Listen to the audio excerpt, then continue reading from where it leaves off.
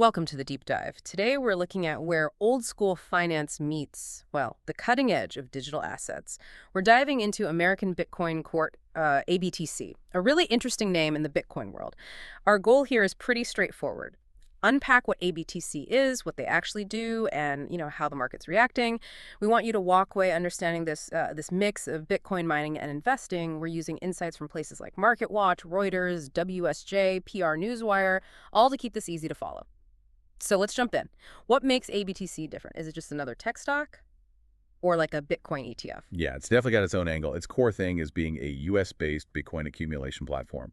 And their mission, it's not just about the dollar profit line. It's explicitly about maximizing Bitcoin per share for the investor. The Bitcoin per share. Okay. Yeah, exactly. So they're focused on growing how much Bitcoin each share represents. That focus, well, it changes how they make decisions compared to, say, a typical company. And getting onto the public market was different too. They're on the Nasdaq, sure, but they merged with Gryphon Digital Mining. It wasn't a traditional IPO. Right, a merger. That's often a quicker way to get listed. Avoid some of that IPO process. So that's a key difference. Now, you mentioned structure. Who's actually in control here? What's the ownership situation look like? Because that matters, right? Oh, absolutely it matters. The ownership, it's very concentrated. You've got Hut 8, which is a big player in mining, holding about 80% of the voting control. And then if you add Hut 8 and the Trump brothers together, they hold something like 98% of the equity. 98%, wow. Yeah, so that concentration, it means decisions can happen fast, maybe with less direct input from smaller public shareholders. And it can impact things like governance and maybe even how easily shares trade, liquidity. Okay, that's definitely something for people to note. So with that structure, how does ABTC actually try to hit that Bitcoin per share target? What are they doing day to day? Well, they've got this kind of dual strategy, which is pretty interesting. First, there's the Bitcoin mining part. They use Hut 8's infrastructure, things like next-gen ASICs. ASICs, those are the specialized mining chips, right? Super efficient for just Bitcoin calculation. Exactly. Application-specific integrated circuits.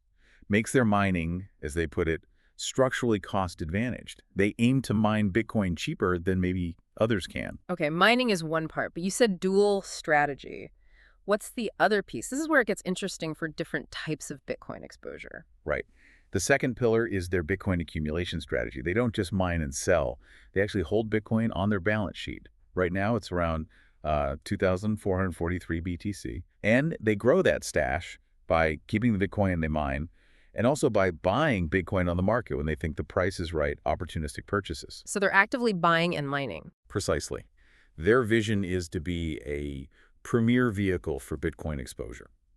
And to fuel all this, the mining, the buying they filed to potentially raise up to, I think it's $2.1 billion by issuing more stock. So they need capital to keep growing that Bitcoin pile, aiming for a lower average cost. Makes sense. And this whole setup, this dual approach, it definitely caught the market's eye, both the good and, well, the cautionary. On the plus side, its debut on the Nasdaq was pretty explosive. The stock jumped, up to 110% during the day. It settled back, but still closed up about 17%. Huge investor interest, clearly. Yeah, that's a strong signal. And you had analysts like Chris Brendler from Rosenblatt talking about a structural edge. Yeah. His point was that combining mining and buying could give ABTC a cost advantage over companies that only buy Bitcoin passively. They're actively trying to get Bitcoin cheaper, essentially. It really highlights that demand for regulated ways to get Bitcoin exposure. That structural edge does sound appealing. But there have to be risks, right? Mining itself is risky, depends on Bitcoin's price, energy costs. And we already talked about that super concentrated ownership. What are the main caution flags analysts are waving? Definitely. Enthusiasm is one thing. Fundamentals are another. Some analysts are pointing to the valuation. That reported $7 billion market cap. Maybe it's already pricing in a lot of future success, relative to their current mining output and Bitcoin holdings. So potentially expensive already. Potentially, yeah. And that heavy insider control Hut 8, the Trump family, it brings back those governance questions we mentioned, fewer checks and balances maybe, and potential liquidity issues for other investors wanting to trade bigger chunks of stock. Right. And then, of course, there's a Trump affiliation. Yeah. That naturally draws extra scrutiny, adds a layer of potential regulatory or political risk, especially as crypto rules are still, evolving. Okay, so pulling it all together, what's the takeaway for you listening? ABTC, it's definitely a unique way to get Bitcoin exposure on the public markets. You get this blend of mining and strategic buying, which could mean a lower average cost for their Bitcoin. That explosive debut shows people are definitely interested, easy to see the appeal. For sure. But like any new innovative investment, you've got to balance that excitement, right? You need to weigh it against the valuation questions, that heavy insider control, and those political or regulatory uncertainties. So as you think about this deep dive, maybe consider this.